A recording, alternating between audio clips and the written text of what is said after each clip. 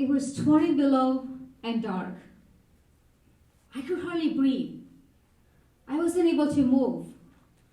And the reason was that I was almost at 20,000 feet above the sea level in the highest mountain range of the world. I was in the Himalayas.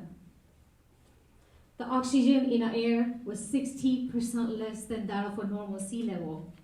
And worst of all, I'm not a mountain climber. I'm a dentist. I got this far because of one man, my Sherpa. But I couldn't go any further, or so I thought.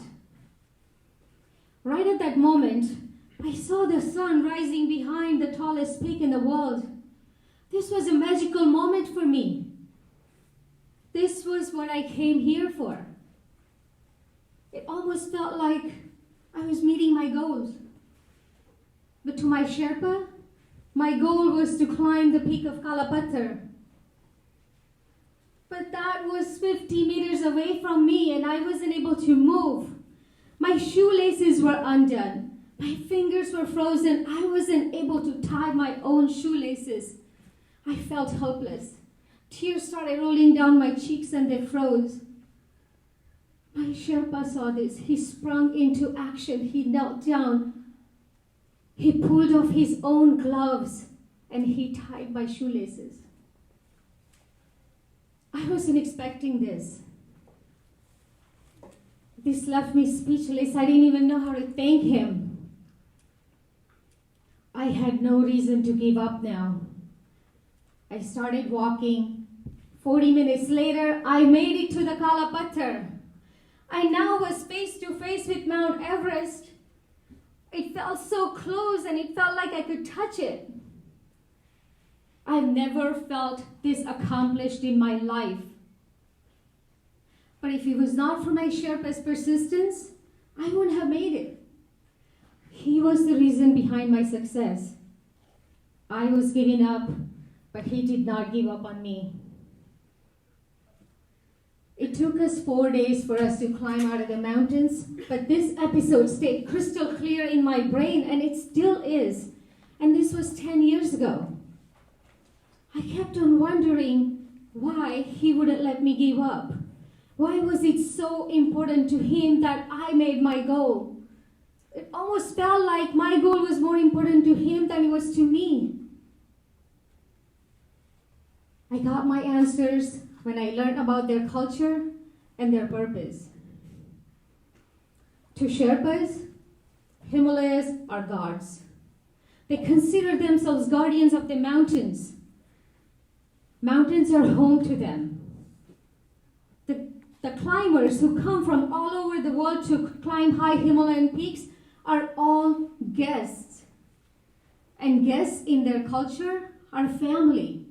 They'll do anything for the safety and comfort of their family. This purpose makes them the strongest and the most loyal leaders of the mountain climbing community. Similarly, for me, my purpose of helping my patients get healthier, transforming their smiles and giving them confidence keeps me connected to my focus as a dentist. Doing actual dental work is an action. As a dentist, I've decided to branch out of my focus 2 different ways. When I came back from that trip from the base camp of Mount Everest, inspired by my Sherpa's grit and determination towards his purpose, I found an adventure travel company. The purpose is to help people step into the unknown, push their boundaries a little bit, and find their true potential and achieve something that seemed impossible. When I was a new dentist, I was left alone to figure out the business of running a dental practice. No one taught me how to do payroll. I didn't know how to navigate human resources. I had no idea what overhead was. I didn't even know how to plan my own career. Branching out again, 2 years ago, I decided to become a dental coach to help dentists and dental teams avoid the same mistakes I made early on in my career. As a coach, I again share the same purpose as mountain climbing.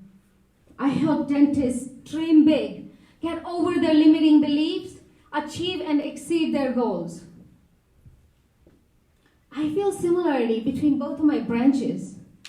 The similarity is the purpose, the intention of helping others feel confidence and better about themselves. But it took some time for me to recognize why I did things. And what I discovered was that I truly enjoy motivating and helping people succeed. You may have heard a story when President John F. Kennedy visited NASA. While touring the facility, the president met a janitor who was mopping the floor down the hallway. The president stopped and asked the janitor what he did for NASA. And you know what janitor said? The janitor said he was helping put a man on the moon. This was the time when everyone who worked at NASA, starting from engineers to secretaries to interns and even janitors, they were all so closely connected to the main mission of NASA that they all described their work of sewing the spacesuits or fixing the wires or even mopping the floor as they were all helping put a man on the moon. This is the power of purpose. When everyone at a workplace connect their work towards the large purpose, it becomes a collective effort that drives the vision of the organization.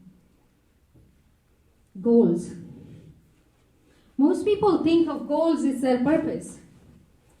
Goals like buying a house or running a marathon may give you a sense of short-term achievement.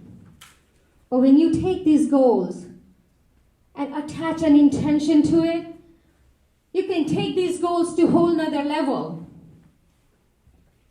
But how do you find purpose? Steps like searching inwards and knowing what brings you joy and happiness. Cherishing what you have and finding your true needs. Being proactive and not reactive. Taking ownership and control over your life. Embracing acceptance and finding your own community. Writing down your story and making that personal vision statement for your life. And gearing all of your actions, everything you do, and attach it to that vision statement will take you closer to finding your purpose. Self-discovery and finding purpose is the backbone of any branch you're trying to grow in. Purpose gives meaning to our life and to our work.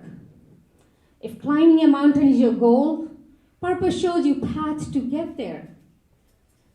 Purposeful actions are so powerful and engaging. It helps a human to land on a moon, and it helps a human to stand on Mount Everest. Taking that massive action without knowing your purpose is no action at all. We eat every day when we get hungry. Eating is an action. If your goal is to lose 10 pounds, like how mine was, you follow a variety of diet plans that's going to take you closer to your goal, and one of those will work and you'll probably lose 10 pounds. But when you get back to your routine, most likely you will put that weight back on. Now, if you take the same goal and attach an intention or purpose of getting healthier, it will make you think of eating right food. It will also motivate you to exercise. And you will lose 10 pounds, and this time around, you'll be able to keep that weight off for the rest of your life.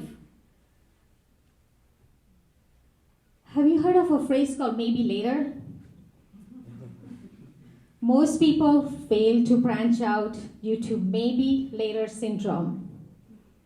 Maybe later is a fatal gap that stands between us and our actions.